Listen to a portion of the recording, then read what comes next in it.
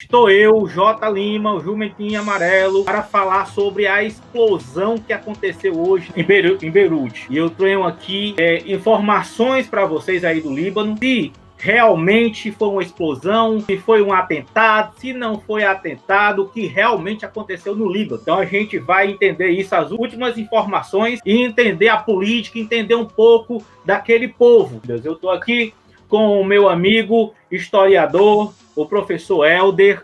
Vou colocar aqui, professor Helder, tá certo. Muita gente acha que foi um atentado, professor Helder. Acha que foi um atentado, que pode ter sido um atentado. Estão falando que não foi um atentado, porque ali armazenava produtos químicos, disseram aí que era até fogos de artifício. Tem aí falando também sobre o nitrato de amônio, e eu vou falar para vocês um pouco sobre os explosivos, sobre o perigo desse explosivo, que ele é usado como fertilizante, para você ver o perigo que é, até para essas pessoas que usam, só que é uma substância controlada pela Polícia Federal. Para começar, eu estou aqui com Helder Carneiro, professor de História, uma pessoa com a qual eu tenho um carinho muito grande, a gente já se conhece de muito tempo, eu já fui convidado na casa dele para fazer live com ele, uma pessoa incrível, um cara que manja muito do assunto, eu fico só pescando as corras dele. Boa noite. Boa noite, Jota. Boa noite a todos que estão acompanhando aí o canal Jumentinho Amarelo. É uma satisfação imensa, obrigado pelo convite, né, pela oportunidade de poder falar um pouco sobre esse país, que é um país riquíssimo em termos de cultura e, ao mesmo tempo, um país que está ali inserido num contexto extremamente turbulento, né? Uma área que é o Oriente Médio, que é pura nitroglicerina, né? Como a gente geralmente fala. E que vem atravessando aí uma crise, assim, sem precedentes na sua história. Então, assim, o meu canal, Jota, é o canal Estudar História, né? Um canal voltado aí para quem é concurseiro, para quem vai fazer vestibulares, para quem vai fazer o Exame Nacional do Ensino Médio. Enfim, né? É o canal que a gente compartilha, socializa o conhecimento aí para os estudantes de todo o Brasil. Coincidência de datas ou não, mas sexta-feira agora, dia 7, deve sair o veredito do assassinato do ex-primeiro-ministro, que foi o ministro Rafik Hariri, que foi morto em 2005. E aí o pessoal diz que foi lá o Hezbollah, o pessoal do Hezbollah que fez isso aí, só que o próprio Hezbollah disse que não foi eles e tal. Mas enfim, então a gente tem uma tensão política aí no Líbano, muito aguda. A gente tem essa tensão política que vem enfrentando aí uma crise econômica nos últimos 30 anos, a pior crise econômica que o Líbano vem passando. Né? E com questões turbulentas que tem acontecido aí, né? Ele tem em torno de 5,5 milhões de habitantes, mas desses aí a gente tem 1 milhão de refugiados. Eles pegam ali os refugiados que vêm ali da região ali de conflitos. Eu vou passar a palavra para o meu amigo Helder Carneiro. Helder, fale aí um pouco do que está acontecendo ali no Oriente. Pronto, Jota, olha só, boa noite a todos.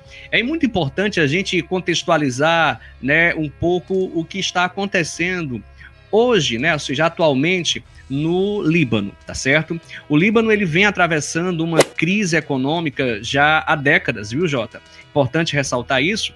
E, assim, essa crise econômica, ela tem provocado o quê? Ela tem provocado uma depreciação na moeda, né? Ela tem provocado uma hiperinflação. E aí nós brasileiros, né, ou seja, quem viveu na década de 80, início dos anos 90, sabe muito bem o que significa essa palavra hiperinflação, né? Ela tem provocado demissões em massa, restrições bancárias drásticas, tá certo?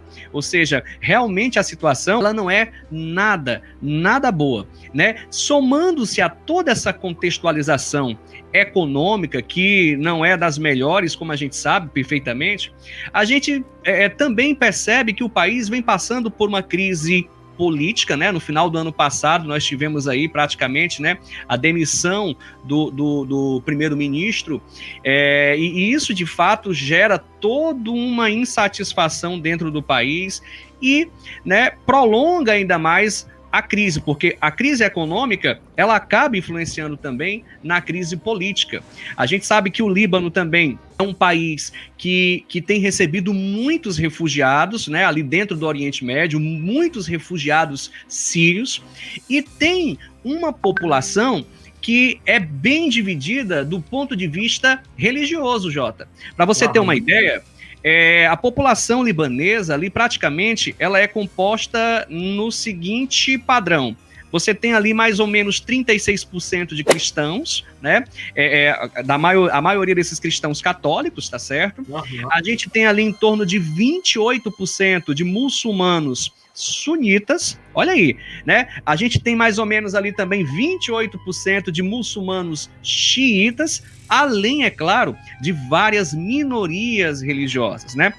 Para quem não sabe, o Líbano ele possui uma forma de governo republicano, né? E pratica uma república parlamentarista, tá certo?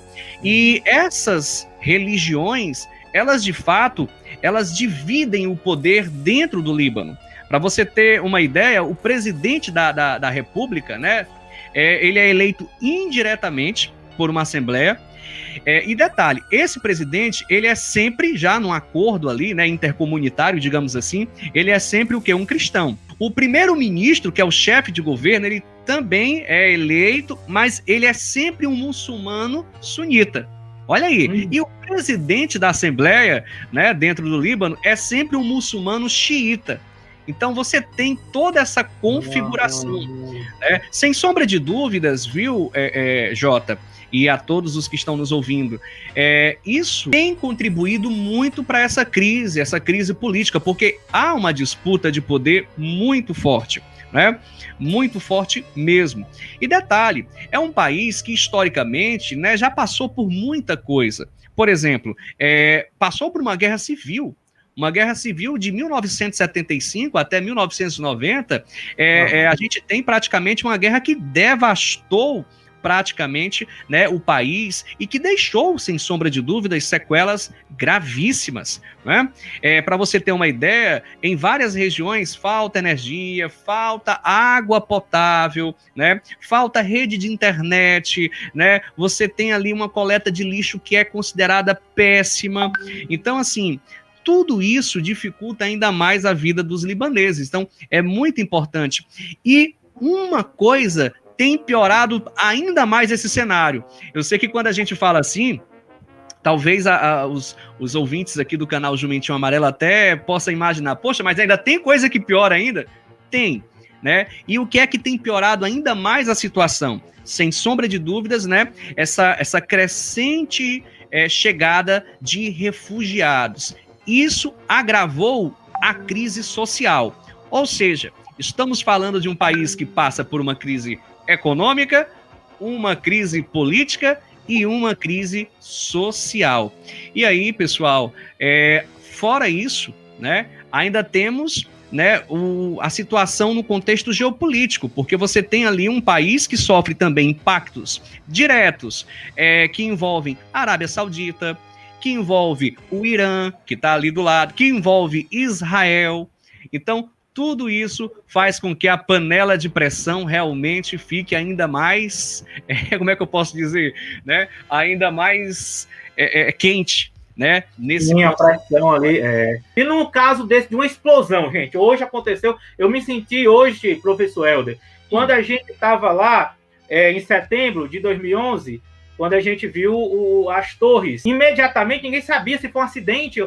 Quando eu olhei, eu lembro que na época eu estava em casa pela manhã, eu achei que tinha sido um acidente de um avião. Quando eu vi o outro batendo, eu achei que era uma replay do primeiro. Então foi pegue. Então, num lugar desse, olha que isso foi nos Estados Unidos, que a gente não imagina que ninguém vai ter a cara de pau, né? Que a gente imagina o quê? Os filmes dos Estados Unidos mostram que eles têm tudo computadorizado, que é espião ali, espião aqui, que isso não vai acontecer.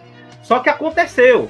Agora imagina em um país onde ele está ali no meio, como o professor Helder falou, numa panela de pressão de todos lá, tanto na parte econômica, que ele está ali com forças internas, conflitos internos que nós temos aí, tem também os conflitos externos.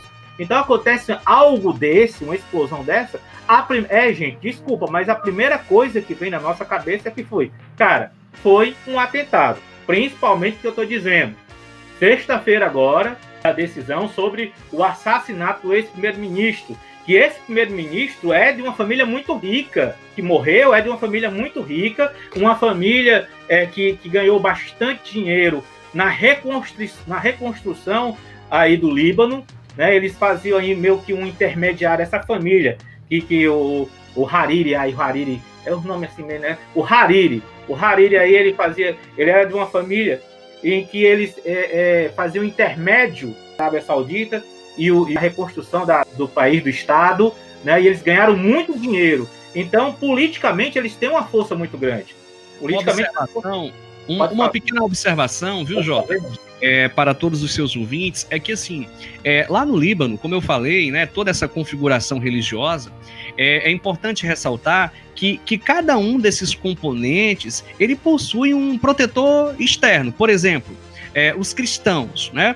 Os cristãos, eles são protegidos ali pelas potências ocidentais, praticamente tem aquele apoio das potências ocidentais, né? Em particular, a França, né? A França tem uma ligação muito forte com o Líbano, uma vez que, após a Primeira Guerra Mundial, né, essa área, o Líbano, ficou sob a tutela francesa, né? Ficou sob a proteção, era um protetorado francês. No caso, os sunitas, os muçulmanos sunitas, ele tem ali a proteção da Arábia Saudita. No caso, os muçulmanos xiitas já tem ali a proteção iraniana. Então, é importante também nós fazermos essa observação. Não, perfeita. Há esses componentes externos que influenciam diretamente dentro do país, né? E como eu disse, essa crise política, essa crise social, essa crise econômica, né? Isso vai realmente ferver no país, tanto é que a capital, Beirute, né? E as principais cidades libanesas praticamente acabaram aí explodindo em vários protestos, né? Vários movimentos nas ruas das principais cidades. E isso é algo que, inclusive, né, chama muita atenção do mundo todo. Isso foi noticiado na mídia mundial, né? Ou seja, há, inclusive, viu, pessoal, pela primeira vez na história, eu diria, assim, de maneira maciça, você vai encontrar libaneses de todas as religiões, ou até mesmo aqueles que são agnósticos, para vocês terem uma ideia, protestando ali contra a ineficiência, né, do Estado libanês, né? Ou seja, protestando contra a ineficiência do setor público, eu diria, né? E também, é claro, de um governo dividido, né? Entre três ali, praticamente, grupos religiosos, cristãos, sunitas e xiitas. E aí, o que é que se cogita para tentar resolver esse problema? Também é importante a gente falar sobre isso, né? Se cogita justamente a possibilidade da construção de um Estado, eu diria, secular, né? Um Estado que, na verdade, não tivesse essa influência religiosa tão forte, né? Um Estado que respeitasse ali todas as religiões, sem ser fatiado por cada uma delas, como é o caso do Líbano atualmente. Então, há essa expectativa aí de solução, né, para o futuro, tá certo? Então, é muito importante fazer essa observação. E olha que estamos falando aqui do Líbano hoje. Se nós voltarmos no tempo, aí você vai encontrar realmente um passado incrível, né? Incrível mesmo.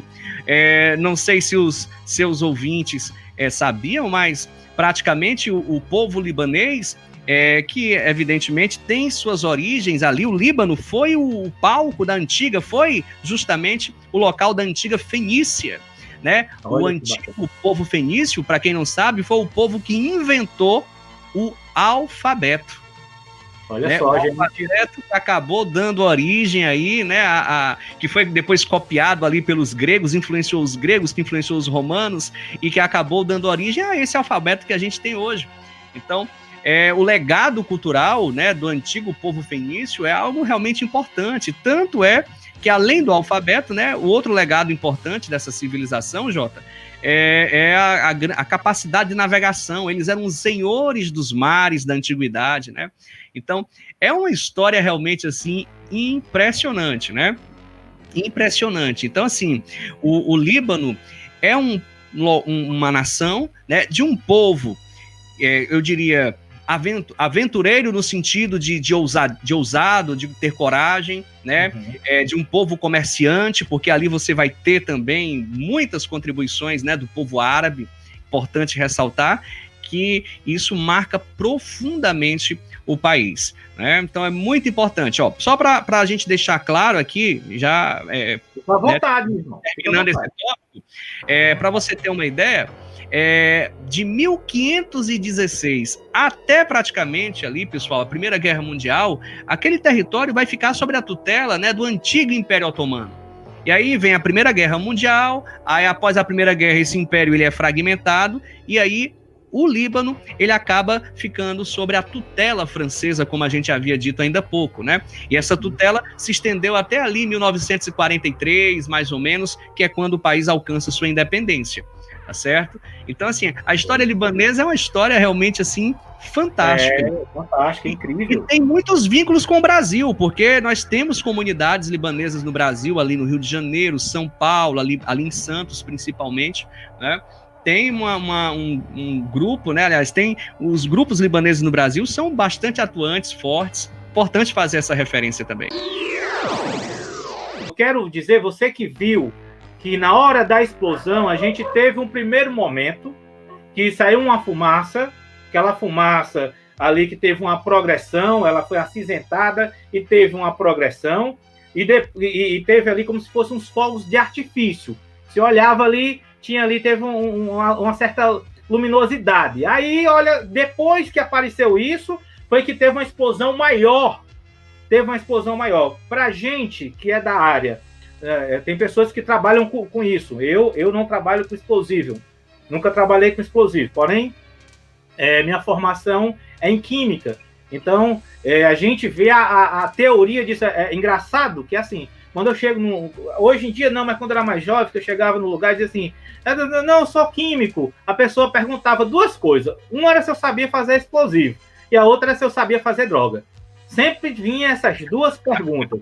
Assim, né? E realmente, quem é formado, quem fez o curso de engenharia química, quem fez o curso de química, são pessoas que têm, mesmo que não trabalhem na área, ela tem conhecimento para isso. E ali, naquela explosão, deu para ver esse potencial daquela primeiro momento, daquela fumaça acinzentada, que ali a gente tinha material que era inflamável, que sim, poderia ser fogos de artifício. Mas agora para você que está aí na dúvida, foi um explosivo, ali foi, realmente são coisas secretas ali do Líbano, o serviço secreto deixava ali mísseis, né, indo aí para a teoria da conspiração. Deixa eu dizer uma coisa, ali como é uma região portuária, ali como é uma região que tem armazenamento, ali a gente podia ter, como estão dizendo, estocagem de um material que ele não é explosivo. Não é um material que por si só, ele sozinho ele explode, mas é um material que aquecido, que se ele for altas temperaturas, e quando eu digo alta temperatura, gente, eu estou falando aí a partir dos 200 graus Celsius. A partir desse momento, você pode ter substâncias que elas sozinhas não são explosivas, mas se você der bastante energia para ela, ela pode explodir. E eu vou aqui falar de uma substância que pode fazer isso. Vou aqui falar de uma substância que é até usada como fertilizante. Essa substância é chamada nitrato de amônio.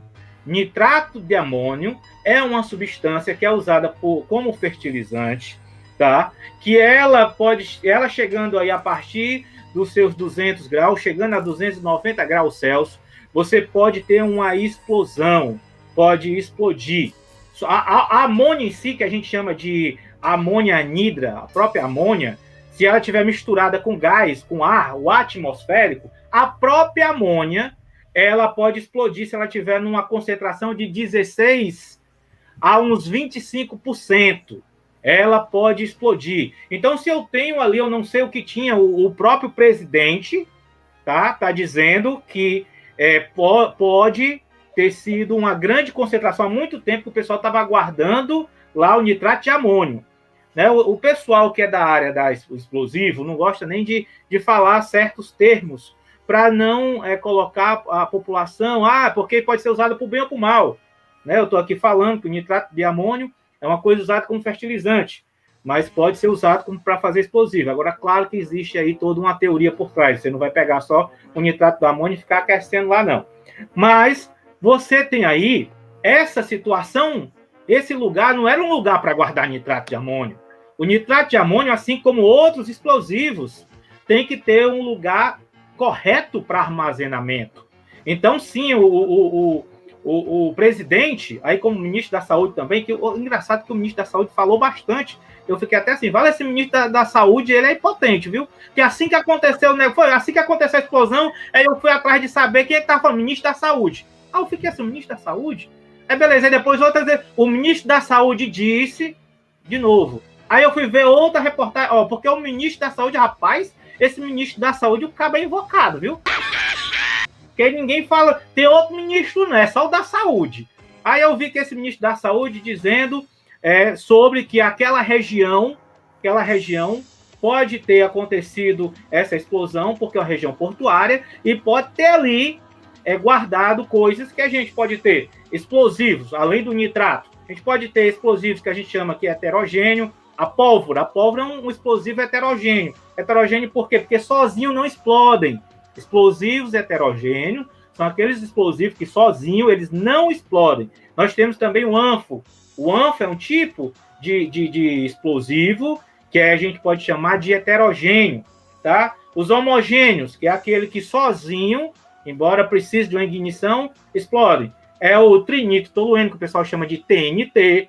É a nitroglicerina. A nitroglicerina também, inclusive a nitroglicerina, pessoal, que depois ela virou a dinamite, tá? Mas, primeiramente, agora um pouquinho da história, a nitroglicerina, que foi aí da família Nobel, da família do Alfred Nobel, a nitroglicerina, nos meados lá da Europa, especificamente na Suécia, em Estocolmo, ela era, para produzir nitroglicerina, você precisa de coisas básicas, que é glicerina, ácido nítrico e ácido sulfúrico. Tanto é, gente, que o ácido nítrico e ácido sulfúrico, para quem trabalha na indústria, e eu que trabalhei na indústria, toda essa substância, ácido nítrico e ácido sulfúrico, elas são fiscalizadas pela Polícia Federal e pelo Exército. Quer dizer, toda vida que eu compro um frasco lá, que vem para mim, quem é o responsável? Está lá, tem lá o número do CRQ, tenho que colocar, e tudo que eu gastar lá dentro do laboratório, eu tenho que mandar o relatório para a Polícia Federal. Nitroglicerina é coisa simples, é a glicerina que você usa aí para fazer sabonete, glicerina, ácido nítrico e ácido sulfúrico. Só que essa combinação, meu amigo, ela é altamente explosiva. Qualquer besteirinha explode. Então foi aí que o Alfred Nobel perdeu até o irmão na explosão. Ele perdeu pessoas que trabalhavam na fábrica do pai dele, perdeu o irmão. E aí ele teve a brilhante ideia de juntar o dióxido de silício, fazer uns canudinhos de dióxido de silício. Ele colocou dentro e estabilizou. E isso ele ganhou muito dinheiro. E quando ele ganhou muito dinheiro, ele, um ano antes de morrer, ele colocou no seu testamento que todo o lucro lá, que uma parte do lucro que fosse feito pela empresa dele, seria para a ciência. E entre aí estava a química, estava a medicina, eu não sei o nome dos outros cursos, que na época, primeiramente, né, foram esses cursos, para que qualquer pessoa que fizesse algo que fosse assim para mudar o mundo, algo assim que fosse fizesse a diferença no mundo, eles ganhariam um prêmio, que seria o prêmio Nobel por causa do Alfred Nobel. O nitrato de amônia pode sim ter sido a causa dessa explosão que já matou, meu amigo Helder, a última vez tinha mais de 70 mortos. A última vez que eu olhei, tinha mais de 70 mortos e a gente tinha mais de 2.700 pessoas feridas. Mas a gente não sabe ainda quantas pessoas, né? Vai ter, porque muitas pessoas estão hospitalizadas, que as pessoas podem vir infelizmente, vir ao óbito, eu espero que não, mas pode vir, né, ao óbito. Você que está chegando aqui na live, está chegando agora, nós estamos indo para o finalzinho da live, Mas você que está chegando aqui na live agora, nossa live hoje foi falando sobre o Líbano, falando sobre o que aconteceu, essa explosão gigantesca que todo mundo ficou aí assustado. Eu mesmo, quando vi, eu fiquei querendo atrás de saber o que tinha acontecido, né, rezando para que não tivesse tantas vítimas, mas pelo que eu vi da explosão, sabia que não tinha como não ter vítima numa situação daquela, e a gente resolveu falar desse país. A explosão do Líbano. O que é que eu posso levar para o povo que me segue? Vamos entender um pouco mais do mundo, da história geral, da história do mundo. Vamos lá. E aí a gente sabe uma região de conflito e tal. Pô, eu vou chamar aqui o professor Helder. Gente, sigam lá a página, se inscrevam e assistam aulas maravilhosas do professor Helder, tá? Que eu chamei aqui. Helder, como é que é o nome do canal, Helder? O canal Estudar História. Né? O nome é Canal Estudar História. Canal Estudar História. Vou deixar no link aqui. Depois que eu terminar, eu vou deixar no link. Tá? E aí, gente, eu tive essa parceria, chamei ele pra gente. Eu disse, Helder, vamos falar um pouco para as pessoas entenderem. A gente vai falar da explosão, vai falar o que até agora não tem, né? Apesar do momento de muito conflito, de muita tensão, essa panela de pressão, como o professor Helder falou, mas até agora não tem nada que diga que foi um atentado, e que sim, que foi um acidente, mas amanhã ninguém sabe, né? Então a gente veio falar aqui desse país onde está acontecendo essa pressão, onde aconteceu esse desastre aí, aparentemente esse acidente, e falar um pouco do país, e que o professor Helder falou tão sabiamente, tão lindamente. Muito obrigado, professor Helder. Você tem alguma coisa para dizer para os nossos ouvintes de hoje, de boa noite? Eu quero agradecer, a oportunidade. É sempre uma satisfação imensa poder levar, né, um pouco de informação de credibilidade. E, enfim, sempre que precisar, pode contar comigo, né? Um abraço, meu amigo, um abraço a todos os seus ouvintes aqui do canal Jumentinho Amarelo.